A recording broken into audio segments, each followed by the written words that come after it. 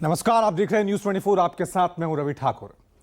हजारों जवाबों से अच्छी है मेरी खामोशी। यह बात वैसे तो पूर्व प्रधानमंत्री डॉक्टर मनमोहन सिंह ने अपने कार्यकाल के दौरान विपक्ष की ओर से लगाए गए आरोपों के जवाब में दिया था, लेकिन उनकी ये लाइनें देश की सियासत में पत्थर की लकीर बन गई।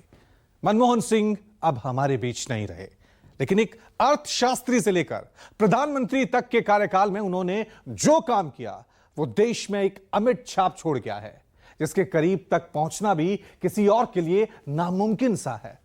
आखिर कैसे थी मनमोहन सिंह की शख्सियत और कैसा रहा उनका सफर, ये रिपोर्ट देखिए। मनमोहन सिंह माना कि तेरे दीद के काबिल नहीं हूं मैं, तू मेरा शौक तो देख, मेरा इंतजार देख।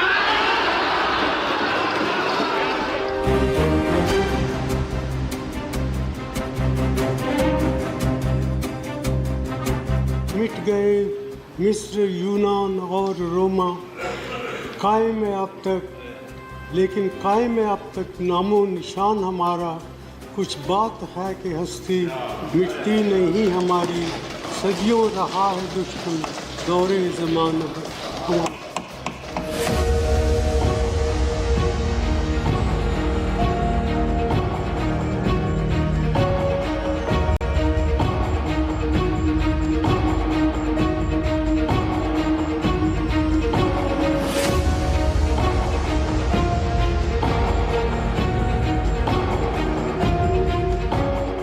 एक नेक इंसान के रूप में, एक विद्वान अर्थशास्त्री के रूप में और रिफॉर्म्स के प्रति समर्पित लीडर के रूप में उन्हें हमेशा याद किया जाएगा।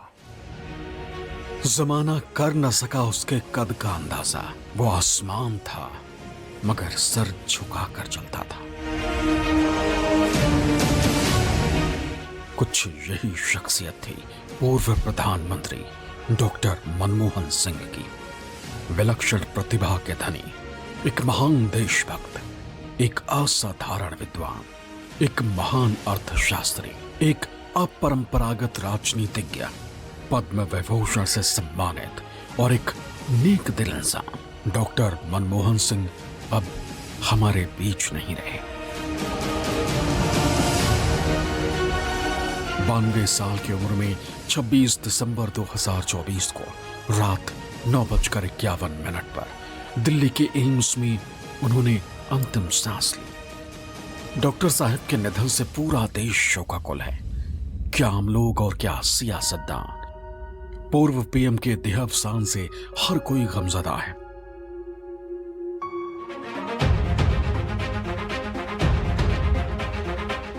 अपने सेवा काल के दौरान डॉक्टर मनमोहन सिंह ने जो कुछ भी किया वो तो अपने आप में अविस्मरणीय और ऐतिहासिक है ही। साथ ही उनकी शख्सियत भी किसी महान नेताओं से कम नहीं है। जब तक वो प्रधानमंत्री रहे तब तक विपक्षी उन पर मौन रहने का आरोप लगाते रहे, लेकिन सियासत का इतिहास गवाह है कि जब भी जरूरत पड़ी उन्होंने न सिर्फ बड़ी ही बेबाकी से अपनी बात रखी, बल्कि अपने दौर के विपक्षी नेताओं के हर सवाल का भी करारा जवाब देते रहे। बात मार्च 2011 की है। लोकसभा में आरोप प्रत्यारोप का दौर चल रहा था।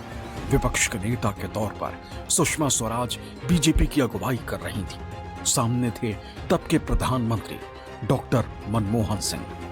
जैसे ही सुषमा स्वराज ने शायराना अंदाज में अपने सामने बैठे डॉक्टर मनमोहन सिंह पर हमला बोला, मनमोहन सिंह ने भी उन्हीं के अंदाज में पलटवार भी किया। आज मैं आपके माध्यम से प्रधानमंत्री जी से कहना चाहती हूँ, आप इस देश के मुखिया हैं, आप इस सरकार के मुखिया हैं। अब इससे काम नहीं चलेगा कि उसने कर दिया होगा, उसने कर दिया होगा, मुझे कुछ नहीं पता। आप उर्दू जबान समझते हैं बहुत अच्छी तरह से, और शेरों में बहुत बड़ी ताकत होती है अपनी बात को आसानी से सहजता से कहने की। आज एक शेर पूछ करके मैं आपसे जवाब पूछना चाहती हूँ। तू इधर उधर की ना बात कर, ये बता कि काफिला क्यों लूटा। तू इधर उधर की ना बात कर, ये बता कि काफिला क्यों लूटा। हमें रहजनों से गिरा नहीं, तेरी रहबरी का ख्याल है। माना कि तेरी दीद के काबिल नहीं हूँ मैं।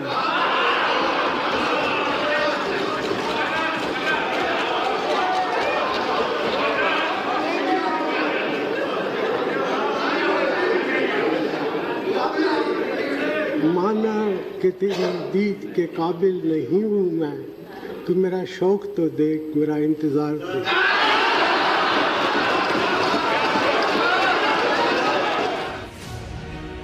बहुत कम लोग जानते हैं कि मनमोहन सिंह धारा प्रवाह हिंदी बोल सकते थे, लेकिन उर्दू भाषा में उनकी दक्षता के कारण उनके ज्यादातर भाषण उर्दू में ही लिखे जाते थे। यही वजह है कि जब भी उन्हें मौका मिलता था वो शेर व शायरी से पीछे नहीं हटते थे, चाहे विपक्ष पर सवाल उठाना हो या फिर किसी की तारीफ करनी हो।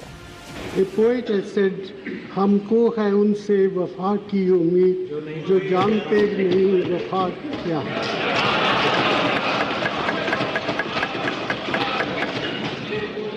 Also,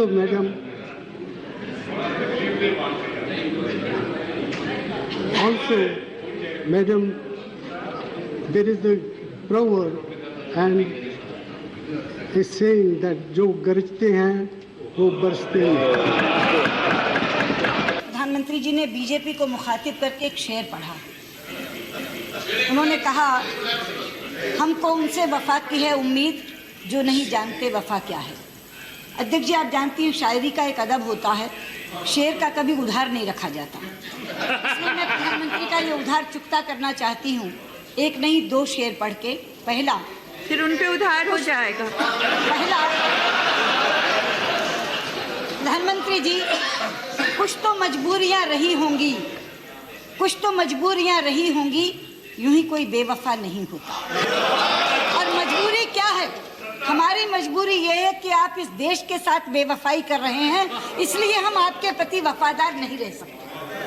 और मुल्क के साथ बेवफाई करने के लिए दूसरा शेर पढ़ रही हूं आपको मुखातिब करके। तुम्हें वफा याद नहीं, हमें जफा याद नहीं, जिंदगी और मौत के दो ही तो तराने हैं, एक तुम्हें याद नहीं, एक हमें याद नहीं। जब किसी की तारीफ करनी हो तो मनमोहन सिंह शेरो शायरी करना नहीं भूलते थे। बात साल 2017 की है। मौका था देश के उपराष्ट्रपति और राज्यसभा के सभापति पद से हामिद अंसारी की विदाई का। इसके लिए राज्यसभा में फेयरवेल स्पीच चल रही थी। तब पूर्व प्रधानमंत्री मनमोहन सिंह राज्यसभा के सदस्य थे और उन्होंने भी हामिद अंसारी को अपने ही अंदाज में बधाई दी। मिट गए मिस्र, यूनान और रोमा, कायम है अब तक, लेकिन कायम है अब तक नामो निशान हमारा। कुछ बात है कि हस्ती मिटती नहीं हमारी, सदियों रहा है दुश्मन दौरे ज़माना हमारा। तुम जिंदा रहो 1000 बरस, हर बरस के दिनों 50,000। थैंक यू डॉक्टर साहब, थैंक यू वेरी मच। लेकिन कौन जानता था कि दूसरों को 1000 वर्ष जिंदा रहने की शुभकामनाएं देने वाला जिंदा दिल शख्सियत महज 92 साल की उम्र में ही इस दुनिया को अलविदा कह देंगे। उन्होंने हमेशा कंस्ट्रक्टिव सजेशंस दिए और काम किया।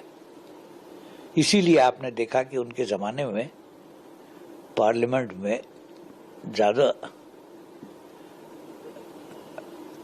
हंगामा नहीं होता था।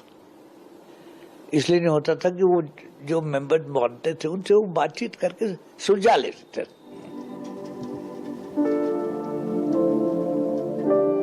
आज भले ही एक महान अर्थशास्त्री और पूर्व पीएम मनमोहन सिंह इस दुनिया को अलविदा कह चुके हैं, लेकिन उनकी सादगी इतिहास के सुनहरे पन्नों में जरूर दर्ज हो गई।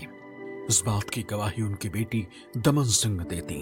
पूर्व प्रधानमंत्री की बेटी दमन सिंह ने अपनी एक किताब में लिखा है कि मेरे पिता को ना तो अंडा उबालना आता था और ना ही टेलीविजन ऑन करना। इतना ही नहीं, हमें उनकी सरकारी गाड़ी में बैठने का भी कभी मौका नहीं मिला। अगर हमें किसी ऐसी जगह पर जाना होता था जो उनके रास्ते में पड़ती थी, तब भी वो हमें सरकारी गाड़ी में बैठने नहीं देते थे। ये बात डॉक्टर मनमोहन सिंह प्रधानमंत्री रहते अपनी आखिरी प्रेस कॉन्फ्रेंस में भी कह चुके हैं। say with all sincerity that I have tried to serve this country with utmost dedication and commitment and with utmost integrity. I have never used my office to enrich or to reward my friends or my relatives. इन सब के पीछे उनका बेहद ही साधारण परिवार से आना और उनकी परवरिश को माना जा रहा है। डॉक्टर मनमोहन सिंह का जन्म 26 सितंबर 1932 को अविभाजित भारत के पंजाब प्रांत के गाह में हुआ था, लेकिन विभाजन के बाद वो अपने परिवार के साथ भारत आ गए थे। मनमोहन सिंह ने बहुत कम उम्र में ही अपनी मां को खो दिया था, जिसके बाद दादी ने उनका पालन पोषण किया। जब वो स्कूल में थे तो उनकी गांव में बिजली नहीं थी, जिस वजह से वो मिट्टी के तेल से चलने वाली लैंप में पढ़ाई किया करते थे। मनमोहन सिंह ने अमृतसर के हिंदू कॉलेज से शुरुआती पढ़ाई की। उसके बाद उन्होंने बैचलर्स ऑफ मास्टर्स की डिग्री पंजाब यूनिवर्सिटी से ली, फिर प्रतिष्ठित कैम्ब्रिज यूनिवर्सिटी से इकोनॉमिक ट्रिपॉस की डिग्री ली और ऑक्सफोर्ड यूनिवर्सिटी से डी.फिल किया। उन्होंने 1966 से 1969 के बीच United Nations Conference on Trade and Development के लिए काम किया। इसके बाद 1969 में ही वो भारत के विदेश व्यापार मंत्रालय में सलाहकार के तौर पर नियुक्त हुए। उनकी नियुक्ति तत्कालीन कॉमर्स मिनिस्टर ललित नारायण मिश्रा ने की थी। फिर 1972 में मनमोहन सिंह को वित्त मंत्रालय का मुख्य सलाहकार नियुक्त किया गया। इसके बाद 1976 में वो वित्त मंत्रालय में सचिव बने। 1982 में मनमोहन सिंह को रिजर्व बैंक ऑफ इंडिया का गवर्नर बनाया गया। आरबीआई गवर्नर के पद से रिटायर होने के बाद वो साल 1986 से 1987 तक योजना आयोग के डिप्टी चेयरमैन रहे। इसके बाद 4 साल बाद 1991 में उन्हें यूनिवर्सिटी ग्रांट टेस्ट कमीशन यानी यूजीसी का चेयरमैन नियुक्त किया गया। यही वो साल था जब मनमोहन सिंह के जीवन में एक बड़ा अध्याय लिखने का मौका लेकर आया था। 90 के शुरुआती दशक में देश आर्थिक तौर पर बेहद ही बुरे हालात से गुजर रहा था। केंद्र की सत्ता में जब पीवी नरसिम्हा राव काबिज हुए तो मनमोहन सिंह को वित्त मंत्री बनाया गया। जून 1991 में पीवी नरसिम्हा राव की कैबिनेट में उन्हें वित्त मंत्री का पद दिया गया, जिसका उन्होंने इस तरह निर्वहन किया जिसे हिंदुस्तान कभी नहीं भूल पाएगा। क्योंकि साल 1991 में जब वो भारत के वित्त मंत्री बने तो अर्थव्यवस्था तबाही के कगार पर थी, मगर फिर 2007 तक भारत ने अपनी सर्वोच्च जीडीपी की दर हासिल कर ली। विभाजन के उस दौर में बहुत कुछ खोकर भारत आना और यहां जीवन के हर क्षेत्र में उपलब्धियां हासिल करना ये सामान्य बात नहीं है। अभावों और संघर्षों से ऊपर उठकर कैसे ऊंचाइयों को हासिल किया जा सकता है, उनका जीवन ये सीख भावी पीढ़ी को देता रहेगा। एक नेक इंसान के रूप में, एक विद्वान अर्थशास्त्री के रूप में और रिफॉर्म्स के प्रति समर्पित लीडर के रूप में उन्हें हमेशा याद किया जाएगा। एक अर्थशास्त्री के रूप में उन्होंने अलग अलग स्तर पर भारत सरकार में अनेक सेवाएं दी। मनमोहन सिंह जी ने असीम बुद्धिमत्ता और निष्ठा के साथ भारत का नेतृत्व किया। उनकी विनम्रता और अर्थशास्त्र की गहरी समझ ने देश को प्रेरित किया। मैंने अपना गुरु और मार्गदर्शक खो दिया। ये मनमोहन सिंह का औरा ही था जो देश के साथ साथ कांग्रेस के लिए भी वो खास अहमियत रखते थे। यही वजह है कि जब मनमोहन सिंह ने पहली बार राजनीति में कदम रखा और वित्त मंत्री बने तो उन्हें राज्यसभा का सदस्य बनाया गया। साल 1991 में मनमोहन सिंह पहली बार राज्यसभा के सदस्य बने। इसके बाद 1995, 2001, 2007, 2013 और 2019 तक लगातार 6 बार राज्यसभा से सदस्य चुने गए। इस दौरान 22 मई 2004 से 26 मई 2014 तक वो देश के प्रधानमंत्री भी रहे। प्यारे देशवासियों, आज मैं आपको प्रधानमंत्री के रूप में आखिरी बात संबोधित कर रहा हूँ। 10 साल पहले इस जिम्मेदारी को संभालते वक्त मैंने अपनी पूरी मेहनत से काम करने और सच्चाई के रास्ते पर चलने का निश्चय किया था।